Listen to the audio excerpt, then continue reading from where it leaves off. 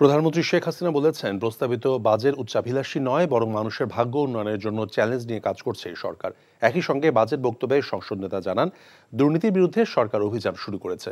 বলেন যে যত চেষ্টা করুক দেশকে পিছিয়ে নিতে পারবে না। এই বাজেট বাস্তবায়নের মাধ্যমে বাংলাদেশ আরও এক ধাপ এগিয়ে যাবে।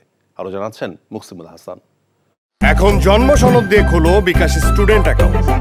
নিজের বিকাশ নিজে কর। আমাদের নেতা 2024-25 অর্থ বছরের প্রস্তাবিত বাজেট আলোচনার শেষ দিনে সংসদ নেতা প্রধানমন্ত্রী শেখ হাসিনা বলেন, জনকল্যাণকে গুরুত্ব দেওয়া হয়েছে এবারের বাজেটে। এবারের নির্বাচনী ইস্তাহারে আমাদের যেগুলি অগ্রাধিকার এবং মানুষের ভাগ্য পরিবর্তনের যে দিক নির্দেশনা, সেটাও এই বাজেটে উঠে এসেছে। মাননীয় স্পিকার, চ্যালেঞ্জ নেওয়াটাই তো আমাদের কাজ। আমরা তো চ্যালেঞ্জ নিয়েই চলতে চাই এবং চ্যালেঞ্জ নিয়েই এগিয়ে যাচ্ছি।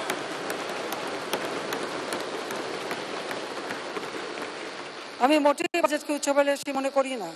অবশ্যই আমার দেশের মানুষের যে উন্নয়ন আমরা এ পর্যন্ত করেছি, তার গতিধারাটা যেন অব্যাহত থাকুক, সে লক্ষ্য নিয়েই আমরা এই বাজেট প্রণয়ন করেছি এবং উন্নয়ন বাজেট নিয়েছি। 2009 সাল থেকে এখন পর্যন্ত আওয়ামী লীগ সরকারের চলার পথ কখনোই সহজ ছিল না উল্লেখ করে প্রধানমন্ত্রী বলেন, বারবার বাধা এসেছে। জাতীয় আন্তর্জাতিক পর্যায়ের পাশাপাশি প্রাকৃতিক দুর্যোগ মোকাবেলা করে চলতে হচ্ছে। বলেন, সব চক্রান্ত মোকাবেলা করে এগিয়ে যাবে বাংলাদেশ। এই দেশটা আর পিছিয়ে যাবে না। যে যতই চেষ্টা করুক আর কখনো দেশে ধ্বংস করতে পারবে না। আমরা দুর্নীতির বিরুদ্ধে অভিযান শুরু করেছি। সে যেই হোক, দুর্নীতিতে কারো রক্ষা নেই। যারাই দুর্নীতি করবে আমরা করব। একই সঙ্গে সরকার প্রধান জানান, 2040 সাল নাগাদ 60,000 মেগাওয়াট বিদ্যুৎ উৎপাদন সম্ভব হবে। উৎপাদন এবং সরবরাহ বাড়াতে পারলে মুদ্রাস্ফীতি নিয়ন্ত্রণে আসবে। মাননীয় স্পিকার, আমি বলে দিচ্ছি যে আমার গ্রামে লোডশেডিং যেন না দেয়।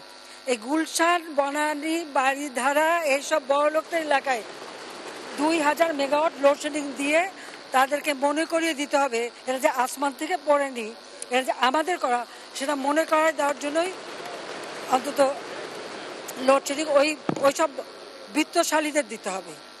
এই ব্যবস্থাটাই করব আমরা।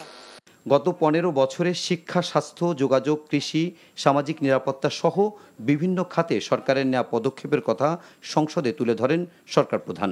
বলেন, 2030 সালের বাংলাদেশে হতদরিদ্র কেউ থাকবে না। একই বছর 2030 সালের পর ঢাকা শহরে যানজট থাকবে না। প্রতিটি বিভাগীয় শহরে মেট্রো রেল করা হবে বলেও জানান সংসদ নেতা। Muksimul Hasan, NTV news, Dhaka.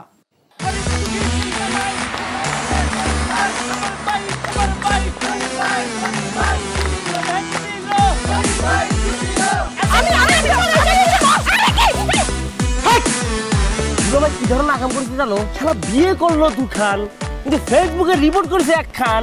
মেজাজটা আমার তো হট হয়ে রয়েছে অনেক আগ থেকে। আমি আমার জান পাখি, সোনা পাখি, টিয়ে পাখি, কি করতেছো? ফেসবুকে একটা পোস্টে অ্যাংরি রিঅ্যাকশন দিচ্ছে। Don't touch my body. বড় বউয়ের প্রতি অনেক কি বেশি না মায়া মহব্বত। যাও তারে গিয়ে দেখাও, আমার কাছে আইছো কেলা? প্রথমে আমার ঘরে না এসে আমার চোখের সামনে দিয়ে গট গট করে ছোট বউয়ের রুমের মধ্যে চলে যাও কোন সাহসে? আমি ভাবছিলাম তুমি বড় বউ, বড় বইনের মতো থাকবা, কিন্তু তুমি বাইরে হচ্ছ আস্তে একটা ডাইনি বুড়ি। আমি সাক্ষাৎ ডাইনি আর তুমি সোনার ময়না পাখি। এই চুপ করো।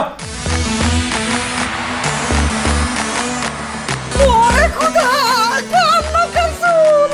গুলশান বনানীর মায়েরা যেমন চুল কালার করে না, আমার তো মনে হইতেছে গনি মিয়া কোনো গুলশান বনানী মডার্ন মায়ের প্রেমে পড়ছে। আমি জীবনে বিয়ে যদি করি, একখান করবো, দুইখান করবো না।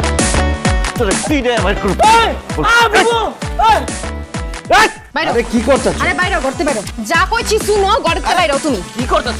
কোথায় যাচ্ছ স্বামী আমার? হ্যাঁ, তুমি ছাড়া মোর কোনো গতি নাই। তোমার ঘরে একটুখানি দাও ঠাই। দেখাই দিচ্ছে ছোট বউ তার আসল রূপ, নাগিনী সাপিনী। শুনছি ভালোবাসা টিকে থাকে বিশ্বাসের উপর। আমার উপর তোমাদের সেই বিশ্বাস ছিল। আজকে দেখতেছি আমার উপর আর কোনো বিশ্বাস নাই। যেহেতু বিশ্বাস নাই, তোমাদের সাথে থাকার কোনো ইচ্ছা আমার নাই।